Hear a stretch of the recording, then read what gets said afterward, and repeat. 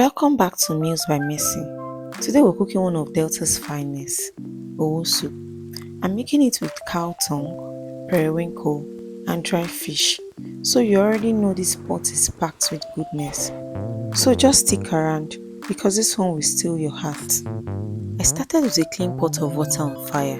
While the water is heating up, I put a little garri in a bowl, add clean water to it, soak it and keep it aside. Please do not skip this step, it is very important. Here I have my egidije, also known as negro pepper. I'll be using just 2 from it. This is the heart of Owo Soup. I gently crack them open and inside you will see these small seeds. We actually do not need those seeds, so you take it out and set it aside. What we are really after is the pod itself. That's what releases that healthy and traditional aroma. Egidije is one of those ingredients that instantly reminds you of grandma's kitchen. Once it hits your pot, the whole place will smell like home. Our water has started boiling, so it's time to start layering in the flavour. I pour in a generous amount of palm oil into the boiling water. Look at that rich red color melting into the water. Next, I added dry pepper for that heat. I'm using grounded dry pepper. Please add according to your taste. Do not add too much. Then allow it to boil for a while. Then I add our washed egidije to our boiling pot. At this stage, you already know something special is cooking. The smell alone could call your neighbors to your doorstep. I stirred it together and let it boil. And of course, I added my seasoning cube to balance everything. Please use seasoning cube according to your taste and according to your preferred products. And just allow this boil together for a while. Now for that first level of thickness, garri. I've soaked mine already ahead of time, so it's soft and ready. I poured it slowly into the boiling pot while stirring, making sure it spreads evenly. Then I let it cook until there is no lump left and it is completely dissolved. While the pot is boiling, I prepared the magic mix that gives Owo Soup its shiny gloss. I take a little quantity of omumu and adija, which is also known as native potash and native salt. We won't be needing too much, just a little quantity. Next, I'll be grinding the omumu and adija, which is the native salt and potash together. I'm using stone to just grind. You can use mortar, grinding stone, blender. Just make sure you grind it into a smooth powder because that's the secret of getting that authentic native flavor.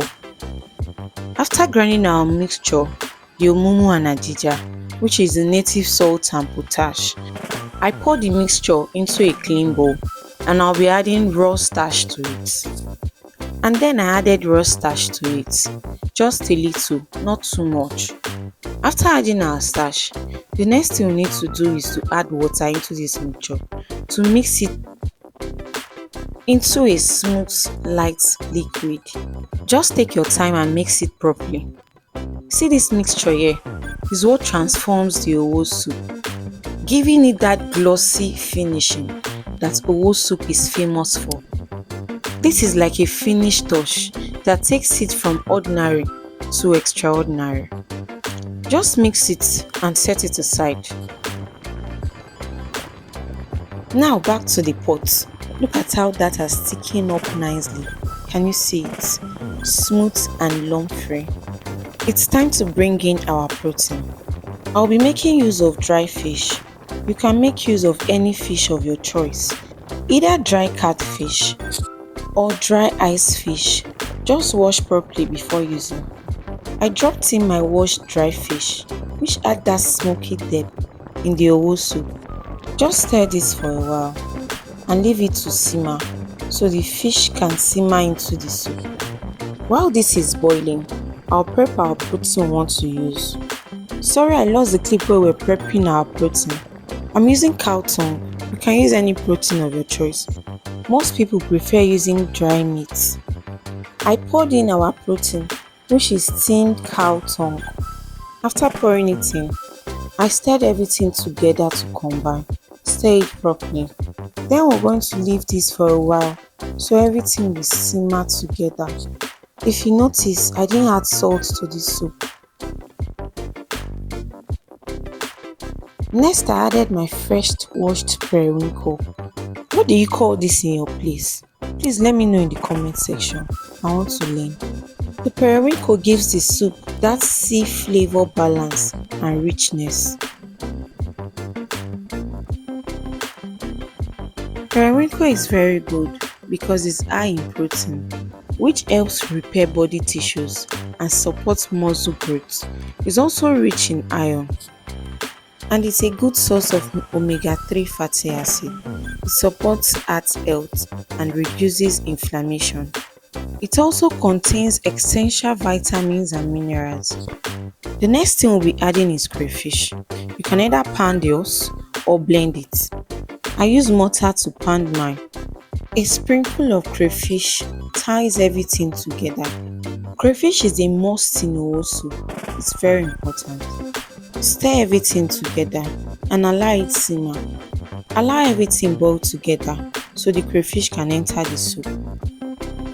Owo soup needs room to breathe, especially when the starch mix is about to join the party. So if your pot is looking small like mine here, transfer everything into a bigger pot. This step saves you from spills and makes stirring more easier. Cooking Owo soup is all about patience and space. Now we have reached the most delicate step, the omomo, adija and starch mixture. This is where the Owo soup comes alive. With my left hand, I slowly pour the mixture into the soup, and with my right hand, I keep stirring continuously using a wooden spatula. I like using spatula to cook my soup. You have to be quick but very careful here. If you stop stirring, lump will form and spoil the smooth texture of your soup. This step is like a dance. One hand pours and the other hand stirs until the soup transforms before your eyes. Can you see it? And here it is, everything combined, stirred well, and now left to boil gently. Watch as the soup turns glossy, silky and rich. That shine, that's the signature of a perfectly made Owo soup. At this point, the aroma is irresistible, bold, traditional and mouth-watering. I served it hot, just the way it should be. And when you taste it, one word comes out from your mouth. Ah, taste that hits. I paired mine with starch. What do you like pairing your Owo soup with? Drop in the comment section. If you enjoyed this recipe, don't forget to like, subscribe and share.